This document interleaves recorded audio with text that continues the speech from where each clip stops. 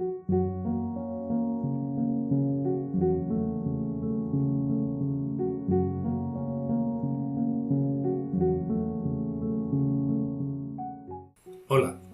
hoy les voy a hablar de la psicología norteamericana y el conductismo. El conductismo surgió en Estados Unidos en los comienzos del siglo XX como reacción frente a la psicología de la introspección. Las posiciones epistemológicas y filosóficas de esa época que favorecieron el desarrollo del conductismo fueron el positivismo y el pragmatismo. Los defensores de esta teoría piensan que es necesario cambiar el objeto del estudio. En lugar de la conciencia, este debería ser la conducta observable. Uno de los objetivos principales que se persigue con el conductismo es hacer de la psicología una ciencia natural y, como tal, debería tener métodos que permitan observar y medir variables. Las bases epistemológicas del conductismo están en el empirismo, ya que se considera que el conocimiento es una copia de la realidad. Por otro lado, según esta teoría, el hombre es una tabla en blanco, en el cual se imprimen los datos de la realidad. El conductismo es una corriente de la psicología inaugurada por John B. Watson que defiende el empleo de procedimientos estrictamente experimentales para estudiar el comportamiento observable, la conducta, y niega toda posibilidad de utilizar los métodos subjetivos como la introspección. Su fundamento teórico está basado en que a un estímulo le sigue una respuesta, siendo esta el resultado de la interacción entre el organismo que recibe el estímulo y el medio ambiente. Considera que la observación externa es la única posible para la constitución de una psicología científica. Como antecedentes tenemos que el enfoque conductista en psicología tiene sus raíces en el asociacionismo de los filósofos ingleses, en la escuela de psicología estadounidense conocida como funcionalismo y en la teoría darwiniana de la evolución, ya que estas corrientes hacían hincapié en una concepción del individuo como un organismo que se adapta al medio. El primer precursor específico del conductismo fue Ivan Pavlov del condicionamiento clásico. El otro fue el conexionista Thorndike, cuyos estudios sobre la conducta de ensayo y error definieron el condicionamiento operante.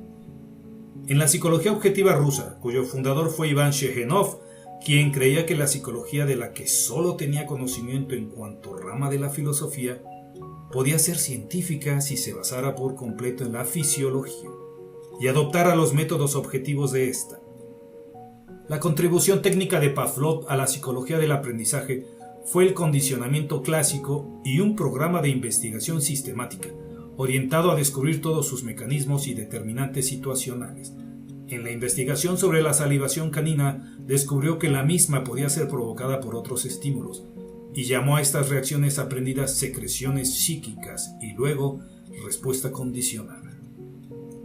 John B. Watson, psicólogo estadounidense nacido en Greenville, Carolina del Sur, y formado en las universidades Furman y Chicago, considerado el padre del conductismo.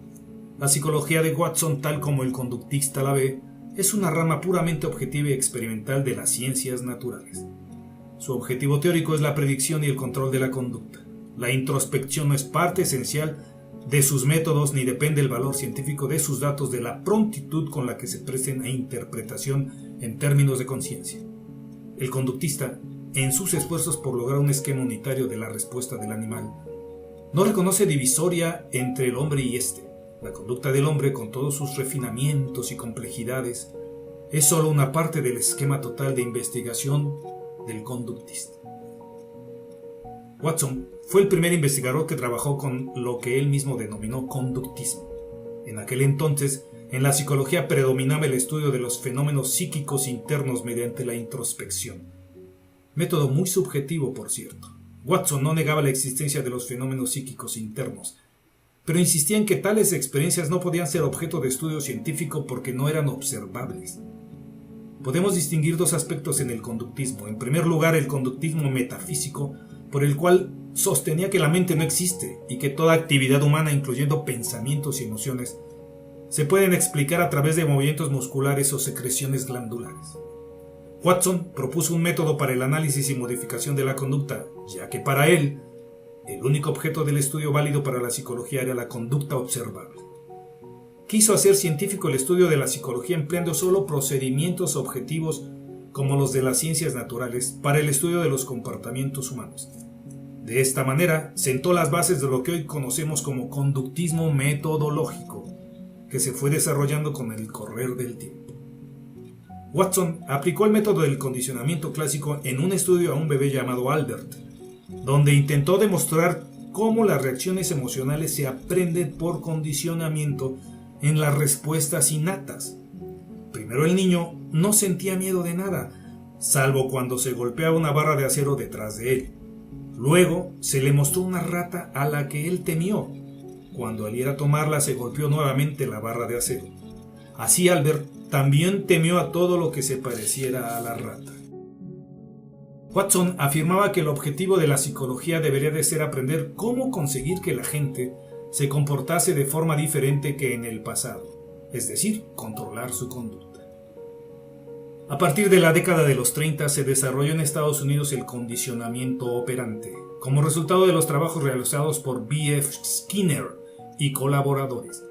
El enfoque de este psicólogo, filósofo y novelista, conocido como conductismo radical, es semejante al punto de vista de Watson, según el cual la psicología debe ser el estudio del comportamiento observable de los individuos en interacción con el medio que les rodea.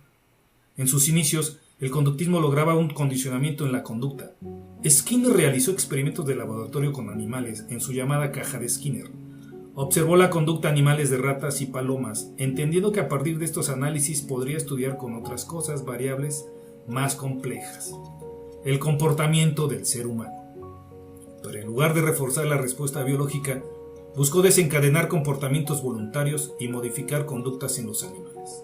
Skinner propone que la conducta es una respuesta a estímulos externos y que a través de esto se puede lograr un cambio en ella. A partir de esto, se puede apreciar el aporte concreto de Skinner, transferir estas situaciones del laboratorio a la educación, dándole importancia a los factores ambientales y creando un espacio que conduzca a un comportamiento intencional. Skinner siguió la línea comenzada por Bacon, seguida por Comte y Match. Afirmaron que solo podía ser objeto de investigación lo que se podía observar directamente. El sistema de Skinner totalmente está basado en el condicionamiento operante. El organismo está en proceso de operar sobre el ambiente, lo que en términos populares significa que está irrumpiendo constantemente, haciendo lo que hace durante esta operatividad. El organismo se encuentra con un determinado tipo de estímulos, llamado estímulo reforzador, o simplemente reforzador. Este estímulo especial tiene el efecto de incrementar el operante, esto es, el comportamiento que ocurre inmediatamente después del reforzador. La modificación de conducta, usualmente conocida en inglés como MOVE, es la técnica terapéutica basada en el trabajo de Skinner. Es muy directa, extinguir un comportamiento indeseable a partir de remover el esfuerzo y sustituirlo por un comportamiento deseable por un refuerzo. Ha sido utilizada en toda clase de problemas psicológicos, adicciones, neurosis, timidez, autismo e incluso esquizofrenia, y es particularmente útil en niños.